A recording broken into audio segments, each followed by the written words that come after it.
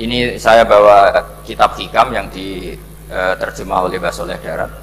Saya dulu pernah ngaji hikam sama banyak Gus Zofur. Cara berpikir Abul Hasan Asyadzili misalnya, umumnya orang itu kan kalau amal itu ingin diterima ya, kalau sujud ingin diterima Allah, kalau sholat ingin diterima Allah. Dan kalau sangat ingin itu biasanya terus berlebihan. Saking berlebihannya terus nangis minta amalnya diterima gitu. Tapi efek negatifnya gini, jangan-jangan nggak diterima. Lalu kalau nggak diterima gunanya apa? Ini buruk sekali kalau mulai tanya sujud saya jangan-jangan nggak diterima. Kalau nggak diterima gunanya apa? Itu menurut Abul Hasan Asyadzili itu pertanyaan dari setan. Bagaimana mungkin kita pernah menyesal atau menyesali sujud yang pernah kita lakukan untuk Allah Subhanahu wa ta'ala. Wong dadi kawulane Allah, wis dikai bumi, dikai oksigen, dikai rezeki, tahu sujud, bareng dikasih tahu Jibril, sujud kamu gak diterima. Wah, getun aku sujud be Allah. Masa sujud sama Allah getun. Maka kata Abul Hasan Asyadzili begini, kafa bika jazaan an radiyaka laka ahlan. Cukup sebagai balasan dari Allah yang luar biasa, kamu ditakdir sujud. Woi, keren. Coba kalau kamu nanti ketemu Allah, ada orang yang sama sekali di bumi gak pernah sujud. Lalu kamu ketemu Allah sujud berkali-kali, kemudian dapat kabar kalau sujud kamu gak diterima. Pantas mana kira-kira? Pantas yang pernah sujud apa pantas yang gak pernah sujud? Pantas yang pernah sujud. Jika pikirannya Abul Hasan Asyadzili, sudahlah kamu bahagia saja karena kamu ditakdir pernah sujud. Itu satu anugerah Allah yang luar biasa. Kamu nggak perlu terganggu diterima apa nggak diterima. Karena kalau kamu terganggu itu nanti lama-lama mengatakan apa gunanya sujud kalau tidak diterima. Dan itu setan menang kalau sudah ada pertanyaan apa gunanya sujud. Nah, makanya disebut min syarril waswasil khannas. Kata Abul Hasan Asyadzili, waswas di sini adalah setan ngeridu kamu supaya kamu ngeset semua ibadah kamu, jangan-jangan kamu nggak diterima. Kemudian kamu menyesali semua ibadah yang pernah kamu lakukan. Betapa buruknya kita. Wong ngamal apik kok disesali. Makanya saya ini sebagai kiai itu termasuk kiai yang paling sukses ya. Betul. Karena perasaan saya itu sudah sukses dulu sebelum nyata sukses apa enggak ada penting. Saya sering motivasi santri yang ngapalkan Quran 10 tahun tidak hafal-hafal. Nanti kalau ketemu Allah tetap keren. Pernah ngapalkan kitab saya? Pernah Gusti. Hafal tidak. Tapi kan keren pernah menghafalkan. Daripada sampai ditanya, pernah ngapalkan Quran? Tidak. Kok hafal lagu dangdut? Nah itu posing sama jawabnya. Tapi kalau santri saya, pernah ngapalkan? Pernah Gusti. Di mana di Guswa? Hafal? Enggak. Beda saja? Enggak. Tapi saya mencintai kitab engkau dan bukti cinta saya tak hafalkan. Cuma nasib tidak memihak saya Gusti, kan masih lumayan itu. Daripada ditanya pernah ngapalkan Quran? Tidak Gusti. Jebule apal lagu dangdut, yang ibu-ibu apal harga cabai naik turunnya harga berambang. Ini harga sembako hafal, tapi kalau Quran tidak hafal. Nah, pikiran-pikiran kayak Abul Hasan Asyadzili itu harus kita kembangkan. Makanya saya suka sekali ketika Mbah Mun yang sekarang diteruskan Gus Wafi meresmikan Thariqah Syadziliyah. Ya cerminannya kitab hikam itu yang diterjemah Mbah Soleh Darat, karena hikam adalah murid Abul Abbas Al-Mursi, beliau adalah murid Abul Hasan Asyadzili. Jadi gampangannya kalau sampai ingin tahu cara berpikir Abul Hasan Asyadzili itu ngaji hikam, karena hikam itu cucu muridnya Abul Hasan Asyadzili. Dan itu cara berpikir gampang sekali. Misalnya hubungan dengan Allah, ilahi kullama akhrosani lu'mi antokoni karomuka. Ya Allah, ketika saya terbungkam oleh kesalahan-kesalahan saya, sampai saya ini merasa tidak pantas minta, tidak pantas memohon sama engkau karena dosa saya banyak. Tapi kata beliau antokoni karomuka, tapi saya berani melafadzkan doa itu berdasar rahmat kamu tidak terbatas.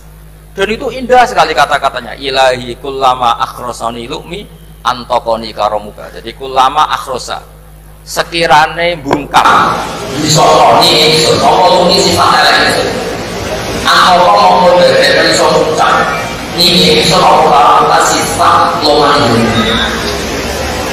dan itu dipakai semua orang. Ya nafsula taknati min zallatin azumatin al kabairo fil kufrani kalamami.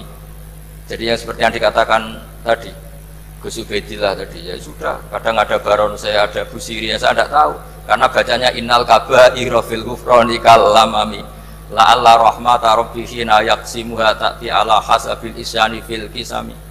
Itu ada orang terlalu fanatik kebaikan datang ke Abdul Hasan Asy'adzali gerutu karena dunia ini sudah kacau balau, banyak maksiat, banyak macam-macam.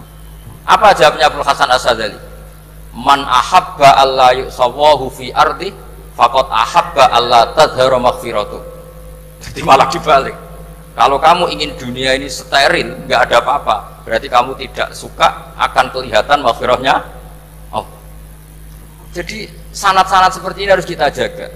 Meskipun tidak kita manfaatkan untuk kepentingan hadun nafsi, tapi kita harus kita jaga. Jika kita jadi orang itu tidak terlalu sepaneng dengan pikiran kita bahwa maksiat itu pasti mendatangkan azab. Kok kamu katakan pasti, itu buktinya apa? Maksiat itu salah, kalau salah harus istighfar. Maksiat itu salah, tapi Allah bisa saja mentobati yang maksiat kemudian jadi orang baik, karena Allah tetap bersifat yaghfiru liman yasha wa yu'adzibu may yasha. Kok kamu katakan pasti-pasti, itu sanadnya dari mana? Jadi ini pentingnya sanad ya. Jadi kita harus terus menjaga sanad ini supaya cara berpikir agama sesuai garis yang pernah ditulis oleh para ulama, yang semua itu musalsal ila Rasulillah Shallallahu Alaihi Wasallam. Terus ini mumpung ini di depan Gus Zofur, juga ini pernah tak baca di depan putra-putra beliau, di depan anak-anak. Ini nanti saya hadiahkan ke PWNU Jawa Tengah. Saya nulis kitab ini sebagai bentuk saya bahwa apa yang dilakukan Syekhina Kiai Haji Maimun Zubair semuanya itu berdasar khazanah-khazanah yang ada dalam kitab-kitab Al-Kutubil Mu'tamadah. Di antaranya ini kitab Khilyatul Aulia. Kitab Khilyatul Aulia itu kitab kesayangan Imam Ghazali. Sampai kalau baca Ihya Juz 4 itu beliau memberi saran ke kita, wa alaika bimudawamati mutolaati kitabi Khilyatil Aulia wa tabaqatil asfiya. Karena Imam Ghazali fi manaqibil akhyar itu nginduk kitab Khilyatul Aulia karangannya Abu Nu'aim Al-Asfihani. Kalau di tasawuf beliau nginduk kitab namanya Qutil Qulub karangannya Abu Thalib Al-Makki. Kalau di fikih tentu beliau nginduk gurunya sendiri Imamul Haramain, yaitu Nihayatul Matlab fi Dirayatil Madhab.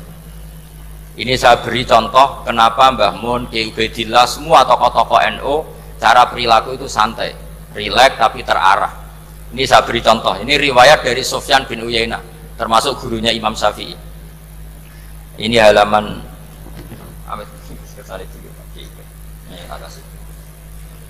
yang pengurusan halaman 24. Ya, ini di halaman 24 saya terangkan An Sufyan bin Uyainah kana Isa wa Yahya alaihi wassalam ya'tiyanil qaryata fayas'alu Isa an syirari ahliha wa yas'alu Yahya an khiyari ahliha. Faqala lahu Yahya lima tanzilu ala syirarin nas qala innama ana tabibun udawil mardo. Ini di juz 7 halaman 323. Jadi mulai dulu ulama itu ada yang fokus ngelola orang-orang soleh, tapi ada juga yang mendokteri orang-orang yang macam-macam. Nabi Isa itu kalau di satu daerah tanya, di sini yang orang nakal-nakal di mana? Oh, di situ. Terus beliau ke situ. Ditanya Nabi Yahya, kenapa ke situ? Saya ini nabi. Nabi itu biman zilatit tabib. Saya ini ibarat dokter. Tentu dokter itu yang menyembuhkan orang-orang yang sakit. Jika kiai-kiai kita tuh ya kancanan orang soleh ya mau, bina orang fasik ya mau. Lah yang nggak boleh itu yang potensi katut fasik, itu nggak boleh. Jadi apa ya, supaya kita itu melihat sesuatu itu tidak seudon kiai kok berteman orang fasik. Saya berkali-kali bilang berteman orang fasik itu haram. Tapi kalau dibalik pertanyaannya, membina orang fasik hukumnya gimana? Baik, bisa membina kalau berteman, ya sudah dibolak-balik gitu. Tapi kalau dibalik berteman orang fasik menjadi fasik, ya jangan berteman kalau buatnya masih seperti itu. Ya terus saya teruskan ya. Sayyidina Umar itu terkenal orang yang sangat keras. Sayyidina Abu Bakar terkenal orang yang layyinal janib, orang yang sangat santun, sangat sopan. Tapi anehnya ketika Abu Bakar mau wafat, itu khilafah atau khalifah itu diwasiatkan supaya yang mimpin itu Umar. Padahal orangnya sangat keras. Tapi yang jarang diketahui publik adalah ngiranya Umar keras itu wataknya. Ternyata enggak. Di sini diterangkan Umar wataknya itu sebetulnya bisa memilih keras atau halus. Ini saya baca ya di halaman 25. Beliau ditanya oleh Abdurrahman bin Auf. Terus beliau menjawab, ya Abdurrahman, wallahi laqad lintu linnasi hatta khasyitu wa fil lain.